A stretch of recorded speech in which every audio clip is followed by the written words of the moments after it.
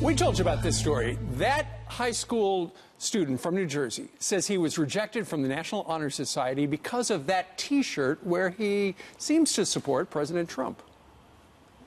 You know, I had the grade requirement, I had the community service requirements. You checked all the boxes. I checked all the boxes. When I posted the Trump quote, all of a sudden it became a huge problem, and I was not representing the ideals of the class, and I had a character issue.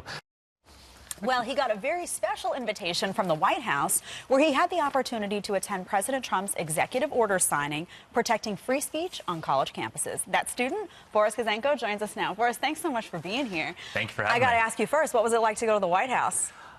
It was something really special. You know, you think of the White House, it's something, you know, really cool, but when you actually go inside, it's a whole other world. Was it important for you to be here for this particular event of signing this executive order to protect free speech on campuses, given what you've just lived through?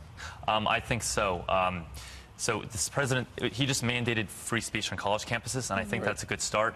But I think the next step moving forward is we need to extend that to high schools and middle schools, right? Because the idea is to stop leftist indoctrination.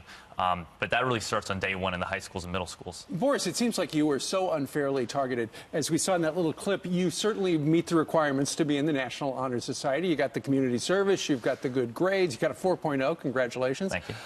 And yet it was a little group of teachers and educators at your school who said you had a character issue because you support the president. You have that T-shirt. You've posted some things for the president.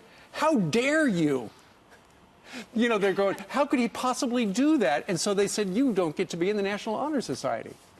Right. Well, I mean, this happens all the time in schools. And after I was on Fox the first time, all these students reached out to me telling me similar stories.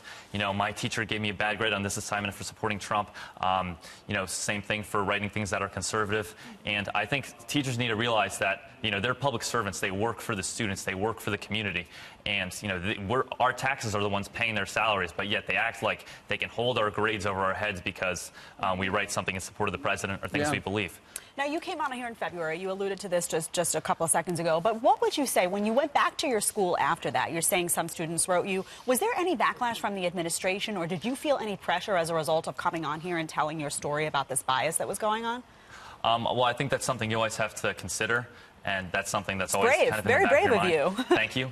But at the end of the day, you know, this is our fight, and you know, this is our generation. We're the ones that need to fight socialism and free speech. Since we can't vote, writing in our papers and speaking in the classroom is the only way to do that. And because you went to the White House during a school day, you had to get permission from the school, and they denied you, right? Right. You know, to go to the White House. To go to the White House. You know, the choir class at the end of the year, they get to go to Six Flags, and that's all good. But the Trump administration, that's not a excused absence. Real quick, 2020, first time you're going to get to vote. Who are you voting for?